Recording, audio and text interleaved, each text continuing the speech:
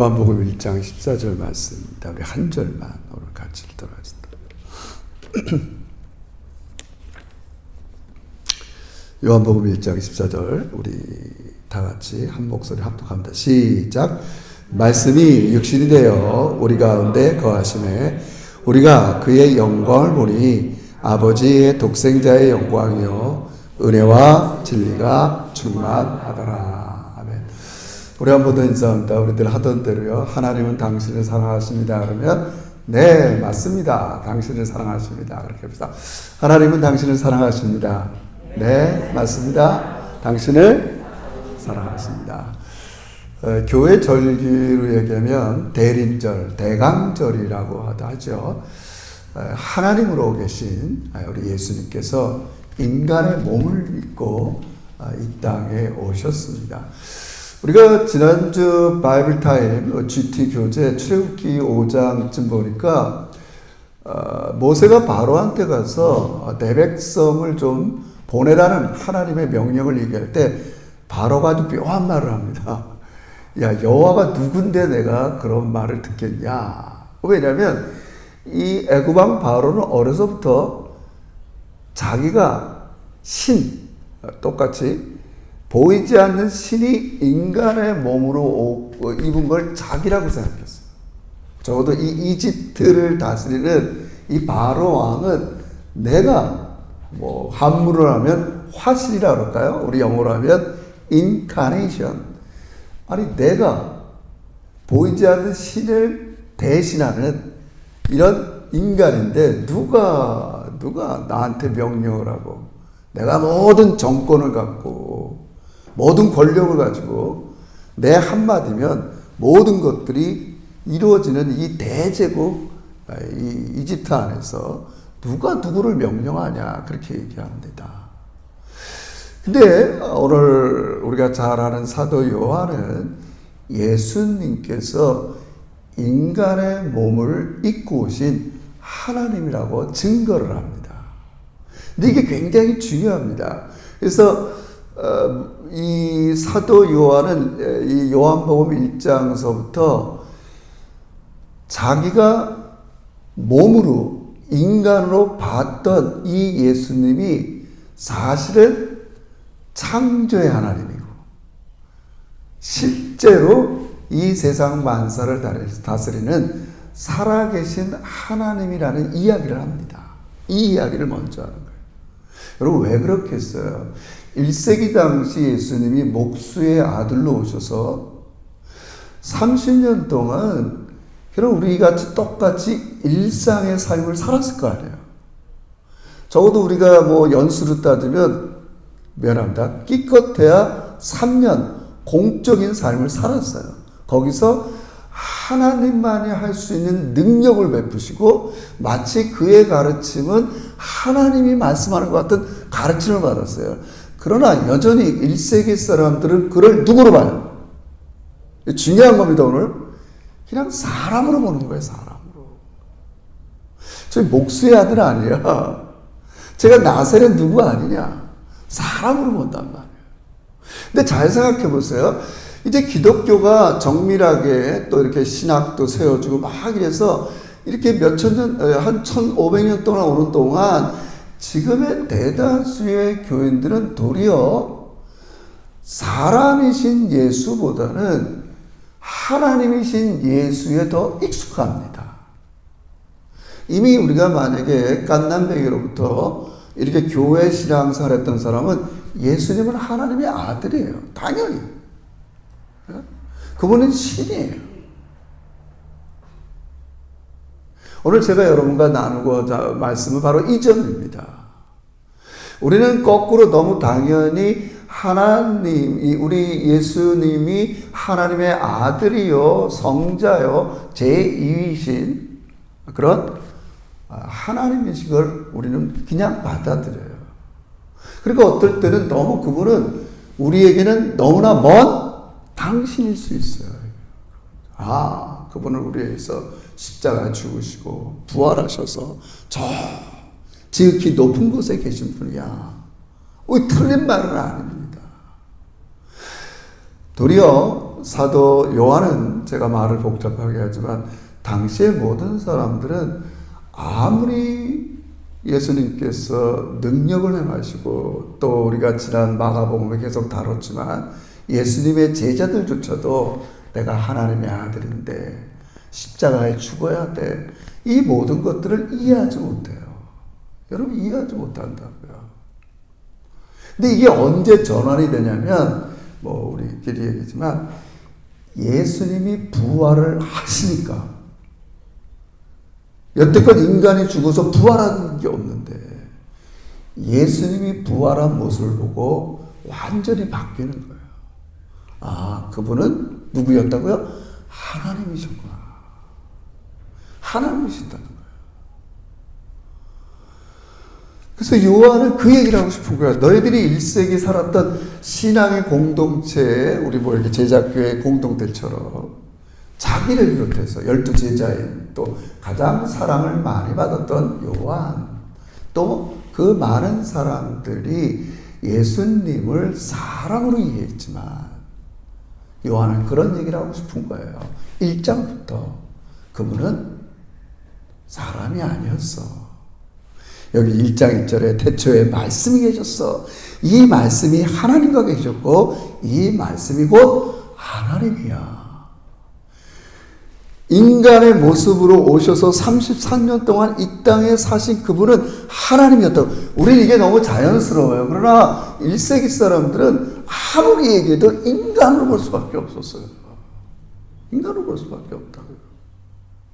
그래서 제가 좀 마가복음을 좀 우리 다룬 이유는 마가복음은 가장 성경에서 먼저 기록된 장이기 때문에 예수님의 그냥 공생에 행하신 일만 다룹니다. 좀 그 다음에 기록된 누가나 마태는 그러면 이 예수는 어렸을 때 뭐 했는가? 여러분 누가복음 이런 데 보세요. 어린 시절이 좀 나온다고요. 그건 이랬구나 어린 시절. 여러 가지 스토리들이 나와요. 그런 스토리들이 나온다. 근데 맨 나중에 이 기록한 이 요한은 그걸 뛰어넘어서 그분은 과연 어릴 때 마리아와 요셉 이 탄생 전에는 어디 계셨을까? 지금 그 얘기를 하고 있는 거예요. 그 얘기를 하고 있는 거예요. 이분은 태초부터 하나님이셨다는 얘기예요.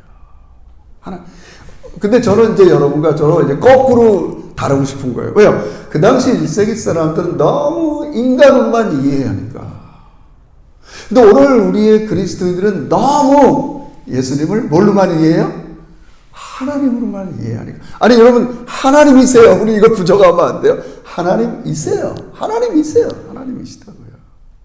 오늘 우리 1장 14절에 얘기한 대로 한번 봅시다. 1장 14 다시 한번 읽어주시면 고맙겠어요. 1장 14절 시작. 말씀이 육신이 되어 우리 가운데 거하심에 우리가 그의 영광을 보니 아버지의 독생자의 영광이요 은혜와 진리가 충만하더라.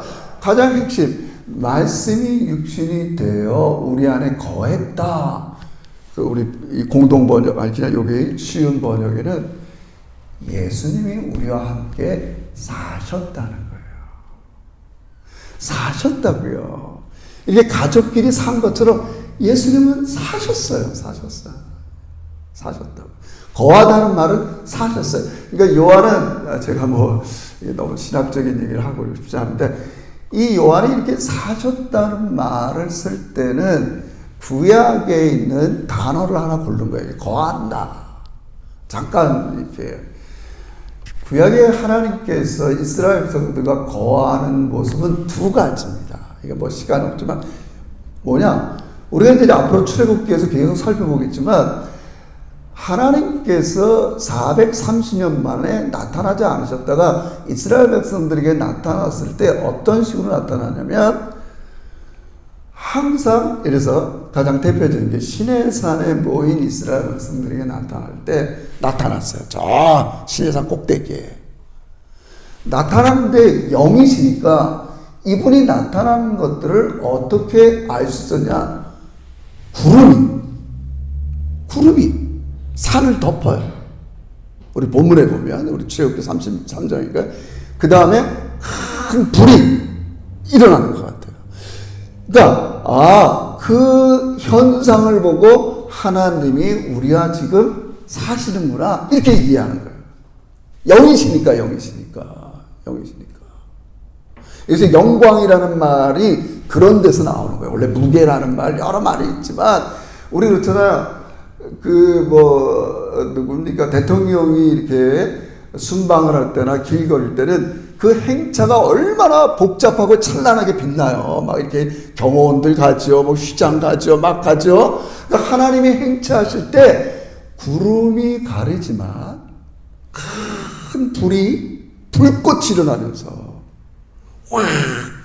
그 백성들이 그걸 보고 두렵기도 하지만 지금 우리와 함께 거한다는 거예요. 지금 이 광야에 있는 우리와 누가 함께 하나님이 거하는 걸 깨닫는 거예요. 그럼 나중에 회막을 질 때 똑같은 모습이 나와요. 회막을 지면서 이제는 내가 이 백성들과 함께 거하는 거예요. 광야 이동하면서 동서남북 12지파들이 행진할 때 하나님은 거하는 거예요. 그때도 거할 때 뭐가 있어요? 구름이 거기 거하시는 거예요. 구름이 움직이면 백성들도 같이 움직이고 하나님의 인도죠. 하나님이 거하는 거하시는. 근데 이게 또 하나의 방법에 거하는 게 있었어요. 이제 모세가 이스라엘 백성들을 막 인도하다가 너무 말을 안 들으니까 나 안 가겠어요. 막 그러다가 하나님께서 나타나요. 너 바위 틈에 네 얼굴 숙여라. 내가 지나갈 테니까. 하나님은 영이시니까 볼 수가 없어요. 너 보면 죽어. 근데 그때 음성이 들려. 이게 또 중요한 거예요. 지금 하나님이 거할 때 구약에서는 구름 가운데 불 가운데 거하신단 말이에요. 나타나. 근데 모세에게 나타났을 때 하나님께서 너 바위틈에 숨어라 하면서 유명한 말씀을 해요. 보이진 않아도 들리게 한단 말이에요. 하나님이 거하는 걸 들리는 것으로 모세에게 나타내 주신단 말이에요. 나는 은혜를 줄 자에게 은혜를 주고, 이게 오늘 하나님께서 우리가 말씀이 육신이 되어 우리 안에 거하시니 하나님의 은혜와 진리가 충만하더라. 똑같은 말이에요. 하나님이 나타났을 때 뭐가 드러나느냐? 그분의 은혜와 진리가 충만하게 드러난다. 모세가 이걸 들은 거예요. 너는 나 보면 죽어. 바위틈에 꼼짝없이 거기 엎드려 있으라고 내가 얘기한다. 들어라. 나는 은혜 베풀 자에게 은혜를 베풀고 긍휼히 여길 자에게 긍휼을 베푸느니라. 이 말을 히브리 말로 그대로 의역하면 이 말과 똑같은 거예요.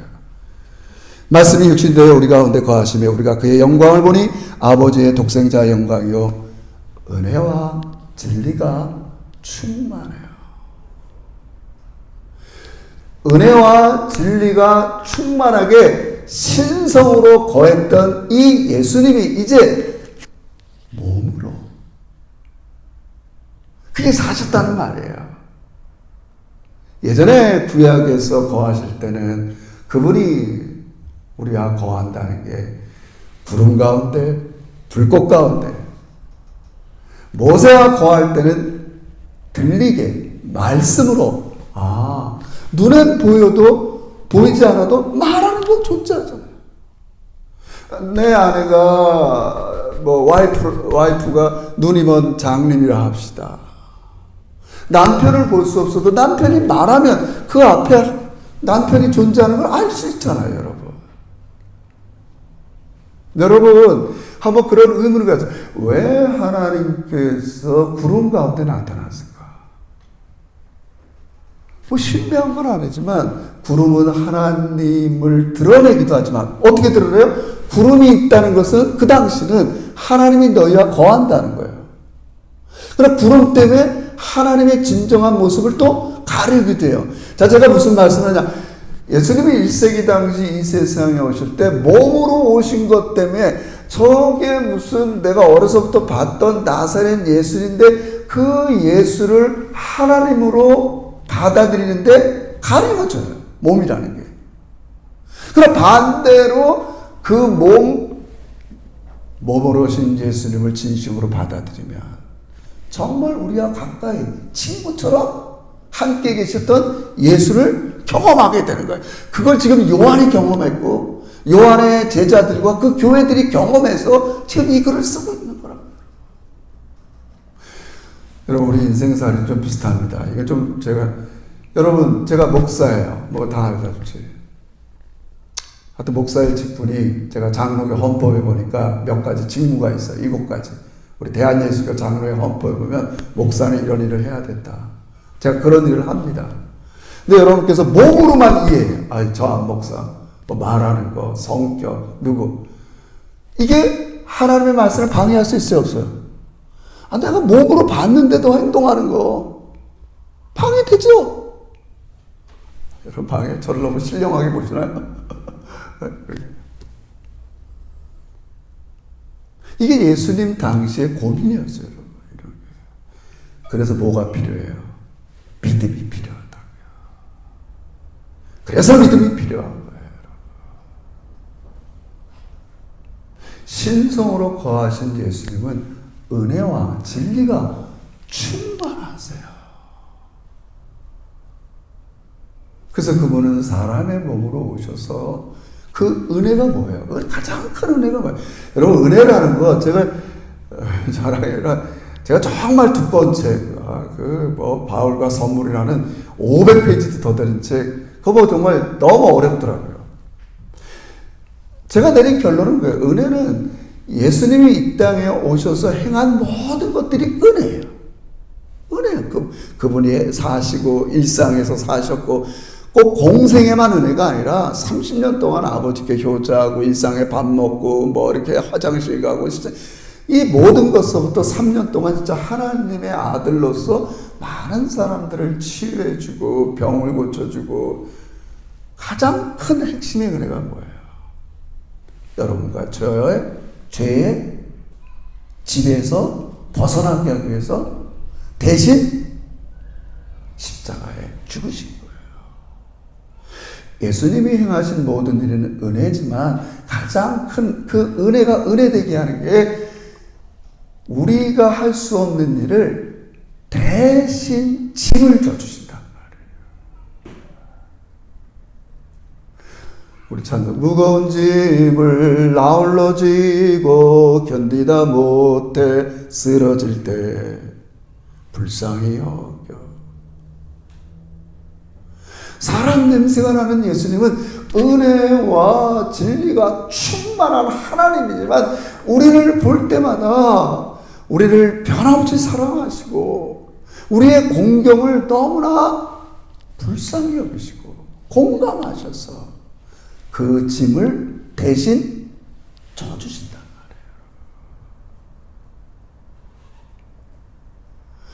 말이에요. 여러분, 그러면 1세기 그 당시에 많은 사람들은 어떻게 했어요? 자기 문제를 해결하려면 그래서 수많은 사람들이 몸으로 거하신 예수님께 어떻게 했어요? 나오는 거예요. 시간만 내면 예수님 좀 쉬고 싶어도 계속 사람들이 몰려들잖아요. 들어야 안 돼? 들어잖아요. 그럼 여러분은 지금 어떻게 해야 돼요? 이게 우리 도전 아니에요, 여러분. 그죠? 우리도 삶에 공고하고 힘들고 어렵고 예수님을 만나러 가야죠. 예수님을 만나러 가죠. 바로 가장 대표적인 게 예배를 통해서 만나는 것이고 기도를 통해서 만나는 거고 모세에게 나타나신 것처럼 나는 은혜 줄 자에게 은혜를 주는 사람이다. 그분 말씀 앞으로 나가는 것밖에 없어요. 우리 공감복음 뭐 이런 걸 다 떠나서 그냥 순수 성경을 보자고요. 얼마나 수많은 사람들이 당시의 신분과 계층과 많은 것들이 차별받아서 대제사장한테 나가도 뭐 바리새인한테 나가도 서기관한테 나가도 대접받지 못한 사람들이 다 누구에게로 가요?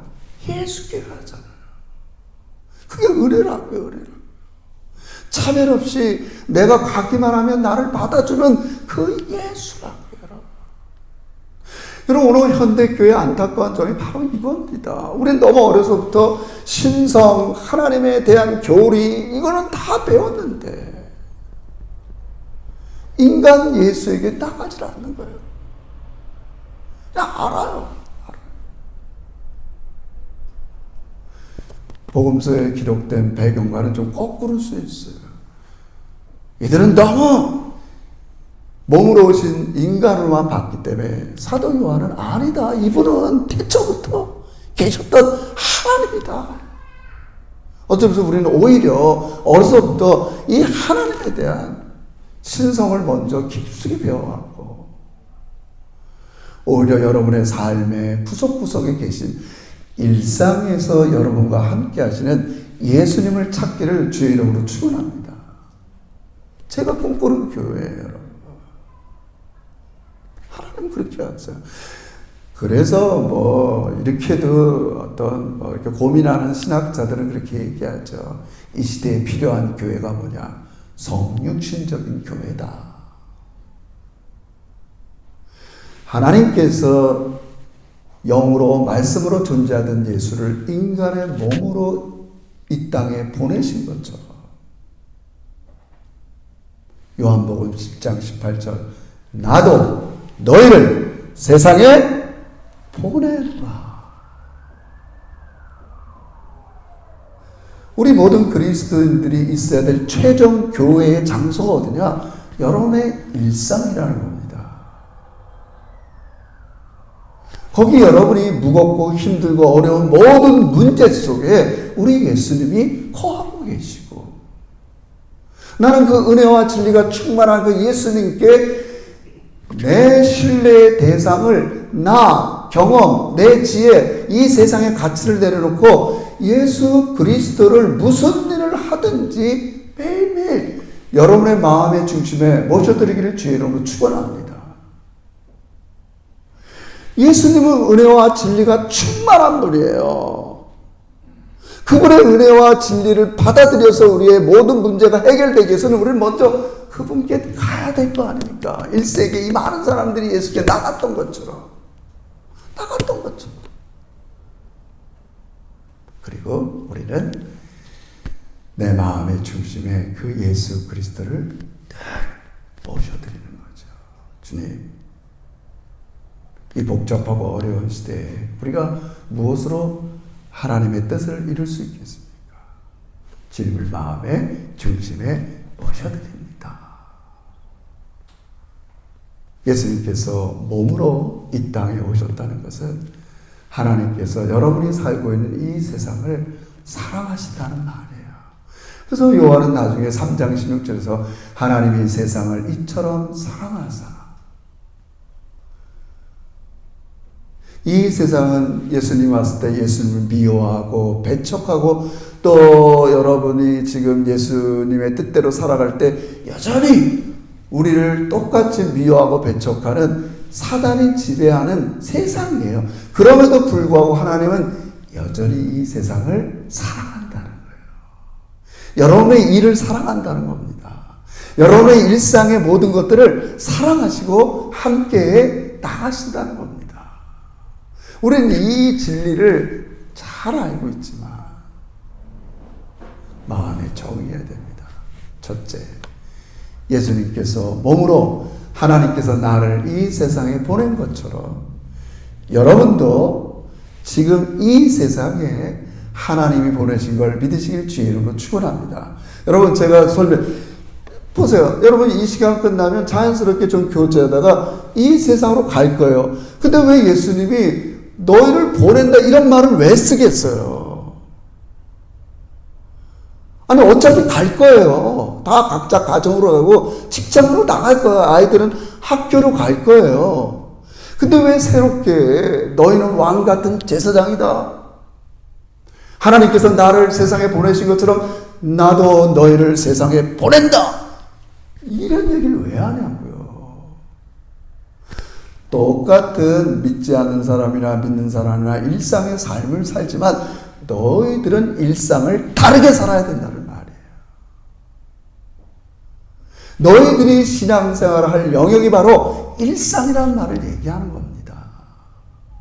일상이라는 걸 얘기합니다.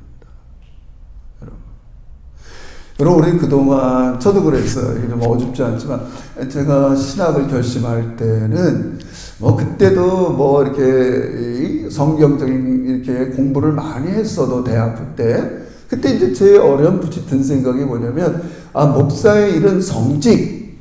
그래, 내가 대학 졸업해서 대기업에 취직하고 이래서 이게 무슨 의미가 있겠노? 다는, 이건 세상 일. 자꾸 이렇게, 안 그런다 하지만 이렇게 잠깐 생각했다고요, 저도.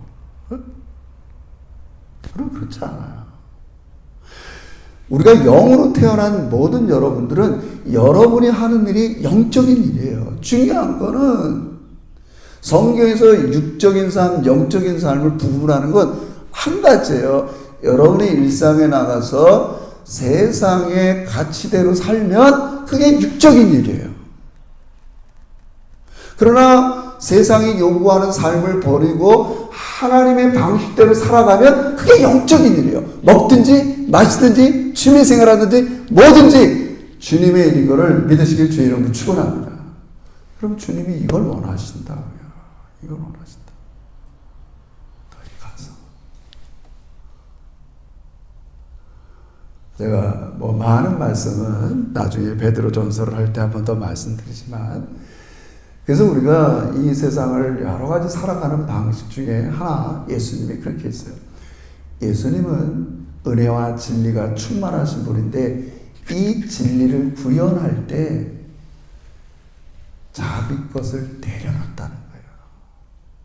그분은 하나님이시지만 인간의 몸을 가지고 이 땅에 오셔서 가장 낮은 사람들과 함께하면서 그들의 문제를 공감하고 불쌍히 여기면서 가난한 자기가 그 사람들의 짐을 대신 져 주신 거예요.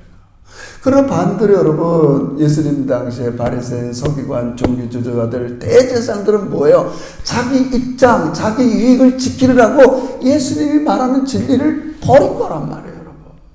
그 차이예요, 그 차이예요.